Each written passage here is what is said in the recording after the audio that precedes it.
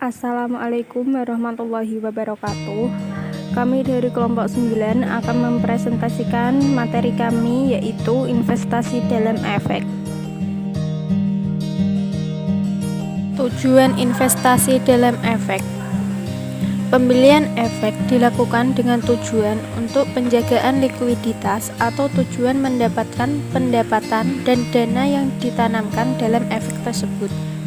Pembelian untuk penjagaan likuiditas merupakan investasi sementara dan pelompokan aktifan dalam neraca. Efek tersebut marketable securities atau temporary investment. Adapun efek yang dibeli untuk tujuan mendapatkan pendapatan dan efek tersebut akan dipertahankan untuk jangka waktu yang panjang, merupakan investasi jangka panjang. Dan golongan ini tidak termasuk dalam kelompok aktiva lancar, melainkan dalam golongan aktiva tersendiri yang disebut permanent investment. Cara penilaian antara kedua golongan tersebut dalam neracanya pun berbeda. Penilaian marketable securities dalam neraca didasarkan pada harga mana yang lebih rendah antara harga beli atau harga pasar. Sedangkan golongan efek yang permanent investment penilaiannya berdasarkan pada cost. Tentuan rate of return dan nilai dari efek jangka panjang. Adapun bentuk-bentuk efek dalam investasi jangka panjang yaitu 1. Obligasi, 2. Saham preferen, 3. Saham biasa. Penentuan besarnya rate of return. Tujuan utama dari analisis efek dalam penilaian obligasi yaitu mengetahui rate of return atau yield yang diharapkan dari obligasi tersebut. Besarnya rate of return yang akan dipertahankan sampai hari jatuh temponya.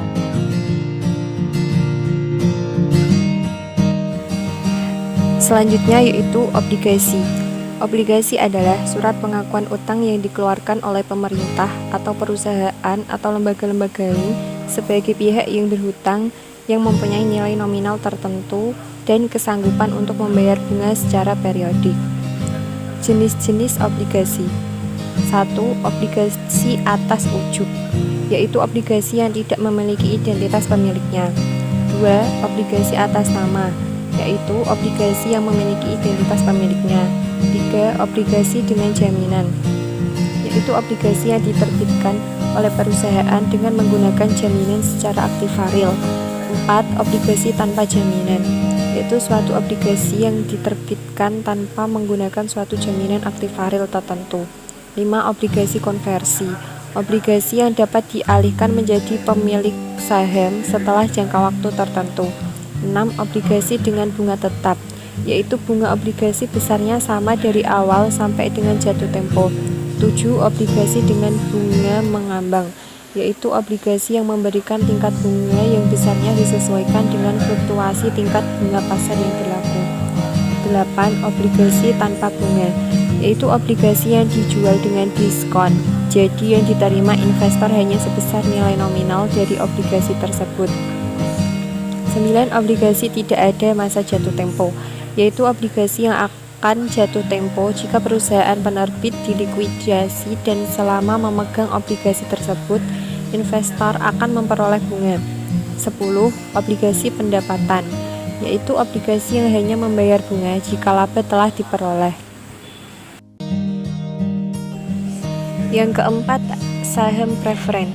Saham preferen adalah suatu surat berharga yang dijual oleh suatu perusahaan dengan menunjukkan nilai nominal yang dapat memberi pengembangannya berupa pendapatan yang tetap dalam bentuk dividen yang akan diterima setiap kuartal atau 3 bulan. Jenis-jenis saham preferen. Yang pertama, convertible preference share, memiliki fitur konversi menjadi saham biasa perusahaan. Yang kedua, participation preference share. Ini adalah jenis saham preferen di mana pemegang saham menerima dividen sebelum mereka membayarkan kepada pemegang saham biasa dan lebih disukai daripada saham biasa jika terjadi likuiditas. Yang ketiga, Cumulative Preference Share. Saham preference kumulatif membayar dividen reguler biasanya setiap 3 bulan. Yang keempat, Cable Preference Share, yaitu saham preference cable juga dikenal sebagai redeemable preference stock, memungkinkan perusahaan untuk menariknya pada tanggal tertentu dan harga penebusan tertentu di masa depan. Yang kelima, Adjustable Rate Preference Share adalah jenis saham preference yang membayar dividen bervariasi karena berkaitan dengan tolak ukur yang ditentukan. Yang kelima, saham biasa atau common stock.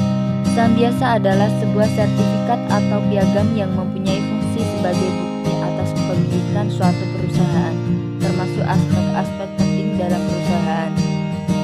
Pemilik saham akan memperoleh hak untuk mendapatkan sebagian keuntungan tetap atau disebut dividen dari perusahaan tersebut dan juga memiliki kewajiban menanggung resiko atau kerugian yang kemungkinan akan dialami perusahaan tersebut. Saham biasa dapat mewakili atas klaim kepemilikan suatu perusahaan pada pendapatan dan aktiva yang dimiliki perusahaan tersebut. Seseorang yang mempunyai saham atas suatu perusahaan memiliki hak berpendapat atau hak suara dalam mengelola perusahaan. Hak suara yang dimilikinya dapat dinilai berdasarkan besar kecil saham yang dimilikinya. Semakin banyak persentase saham yang dimilikinya, maka semakin besar hak suara yang dimilikinya untuk ikut campur dalam mengontrol atas operasional perusahaan. Namun, seseorang yang memegang saham biasa memiliki kewajiban yang terbatas. Hal ini berarti apabila perusahaan mengalami kebangkrutan, maka pemegang saham menanggung kerugian maksimum perusahaan tersebut sebesar investasi pada saham tersebut. Biasanya, pemegang saham biasa memiliki resiko yang lebih besar dibandingkan dengan saham preferen. Namun, pemegang saham biasa juga dapat memperoleh pengembalian keuntungan yang lebih tinggi pula dari yang telah diinvestasikan. Di luar batasan yang ada terhadap anggaran dasar perusahaan, terdapat hak-hak dasar tertentu yang dimiliki setiap pemegang saham biasa. Hak-hak tersebut adalah sebagai berikut. 1. Hak dalam memberikan suara saat pemilihan direksi dan menentukan kebijakan tertentu suatu perusahaan. 2. Hak dalam memelihara proporsi kepemilikan atas saham dalam perusahaan tersebut melalui pembelian saham tambahan apabila saham tambahan tersebut sudah diterbitkan. 3. Hak tersebut disebut dengan hak memesan terlebih dahulu. Yang keempat, hak suara pemegang saham dalam pemilihan dewan komisaris. Yang kelima, hak pemegang saham akan didahulukan jika organisasi penerbit menerbitkan saham baru. Tanggung jawab yang dimiliki terbatas, yaitu pada jumlah yang diterbitkan saja. Demikian presentasi dari kami. Apabila ada salah kata, kami mohon maaf. Wassalamualaikum warahmatullahi wabarakatuh.